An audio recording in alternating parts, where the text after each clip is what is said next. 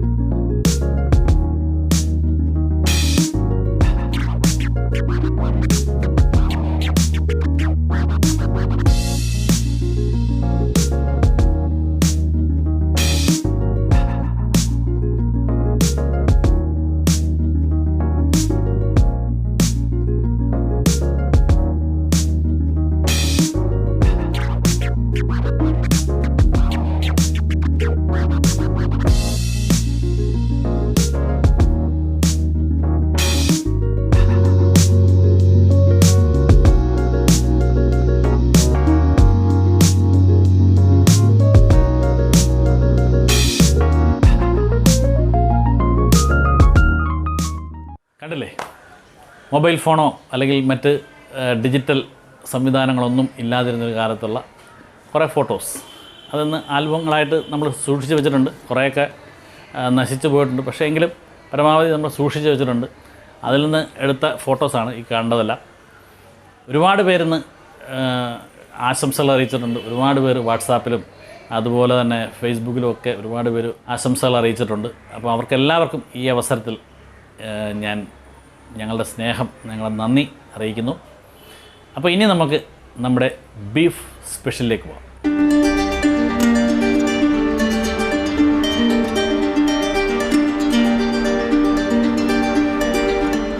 ഇന്ന് ഞാനിവിടെ തയ്യാറാക്കാൻ പോകുന്നത് ബെല്ലാരി ബീഫ് റോസ്റ്റാണ്.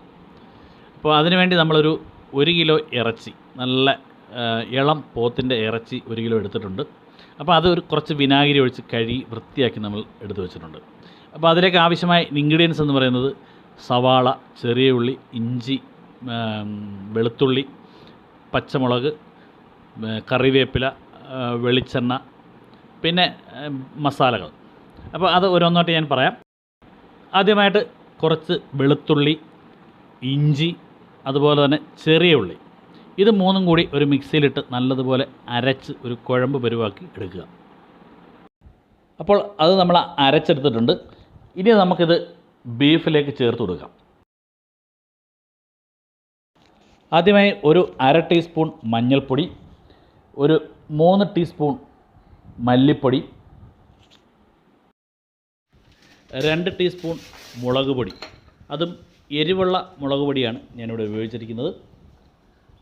ഇനി ചേർക്കാനുള്ളത് ഒരു 1/2 ടീസ്പൂൺ മസാലയാണ്. മസാല നമ്മൾ ഇനിയും ചേർക്കാനുണ്ട്, അതുകൊണ്ട് കുറച്ചേ ചേർത്തിട്ടുള്ളൂ. പിന്നെ വളരെ കുറച്ച് ഉപ്പും ഇനി നമുക്ക് ചേർക്കാനുണ്ട്, അതുകൊണ്ട് തൽക്കാലം കുറച്ചേ ചേർക്കുന്നുള്ളൂ. കുറച്ച് കറിവേപ്പില, നാടൻ കറിവേപ്പില ചേർത്തു. കുറച്ച് വെളിച്ചെണ്ണ, പിന്നെ നമ്മൾ നേരത്തെ അരച്ച് വെച്ചിരിക്കുന്ന ഇഞ്ചി വെളുത്തുള്ളി അതുപോലെ ചെറിയ ഉള്ളിയുടെ പേസ്റ്റ് അതുകൂടി ഇതിലേക്ക് ചേർത്ത് നല്ലതുപോലെ മിക്സ് ചെയ്യുക.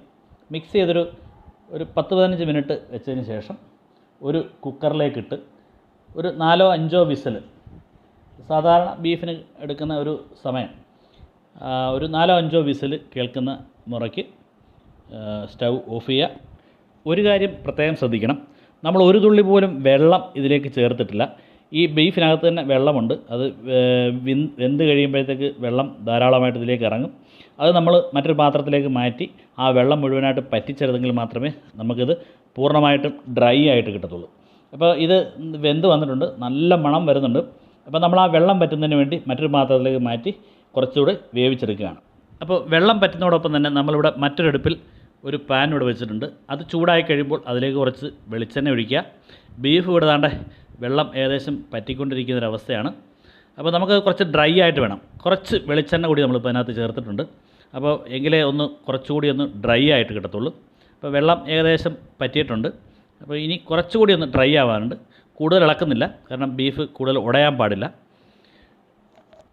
എണ്ണ ചൂടായി കഴിഞ്ഞപ്പോൾ അതിലേക്ക് നമ്മളൊരു 4 കൊണ്ടാട്ടം മുളക്, അപ്പോൾ ഈ കൊണ്ടാട്ടം മുളകിനകത്ത് ഉപ്പുണ്ട്, അതുകൊണ്ടാണ് നമ്മൾ ഓൾറെഡി ഉപ്പ് കുറച്ചിട്ടത്. അപ്പോൾ ഇനി വേണമെങ്കിൽ ഇത് ചേർത്തതിന് ശേഷം നമുക്ക് ഇട്ട് കൊടുക്കാം ഉപ്പ്.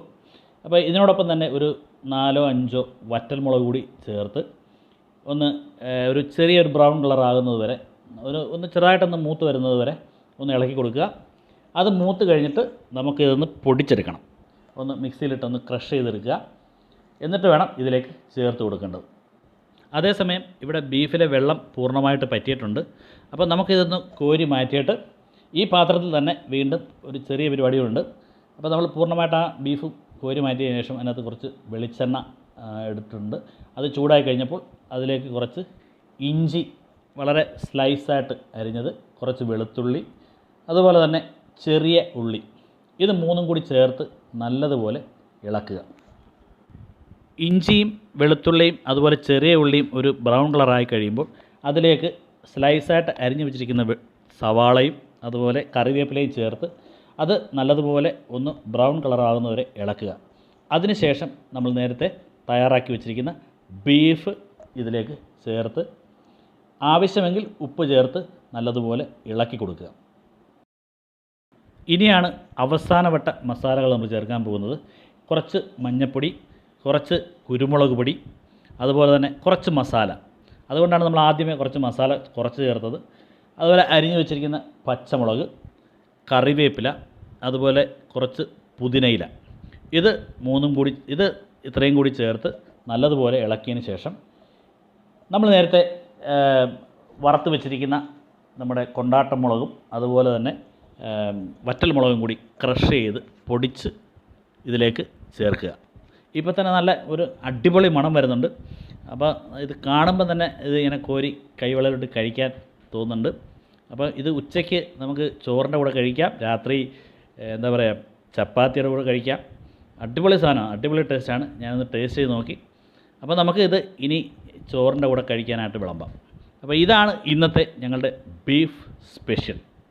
അപ്പോൾ എല്ലാവരും നിങ്ങളുടെ വീടുകളിൽ ഇത് ട്രൈ ചെയ്യുക. നല്ല ഒന്നാന്തരം ബീഫ് വാങ്ങിക്കാൻ കിട്ടും. അപ്പോൾ അത് നിങ്ങളൊക്കെ വാങ്ങിച്ച് ട്രൈ ചെയ്യുക, എന്നിട്ട് അഭിപ്രായം പറയുക. ഓക്കെ, അപ്പോൾ ഇന്ന് ഉച്ചയ്ക്ക് ചോറിൻ്റെ കൂടെ ബീഫ് ഒരു പിടി പിടിക്കാൻ പോവുക. അപ്പോൾ എല്ലാവരും ട്രൈ ചെയ്യുക. അപ്പോൾ ഞാനൊന്ന് കഴിക്കട്ടെ. ബൈ. ഇത്രയുമാണ് ഇന്നത്തെ വീഡിയോ. അപ്പോൾ നിങ്ങൾക്ക് ഈ വീഡിയോ ഇഷ്ടമായെങ്കിൽ ദയവായി ഈ വീഡിയോ ലൈക്ക് ചെയ്യുക. കൂടാതെ നിങ്ങൾ ആദ്യമായിട്ടാണ് ഈ ചാനൽ കാണുന്നതെങ്കിൽ ദയവായി ചാനൽ സബ്സ്ക്രൈബ് ചെയ്യുക. വ്യത്യസ്തങ്ങളായ വീഡിയോകൾ ഞാൻ നിങ്ങളിലേക്ക് എത്തിക്കുന്നതായിരിക്കും. അപ്പോൾ മറ്റൊരു വീഡിയോയുമായിട്ട് വീണ്ടും വരാം. അതുവരേക്കും സൈനിങ് ഓഫ്, അനിൽ ലംബു.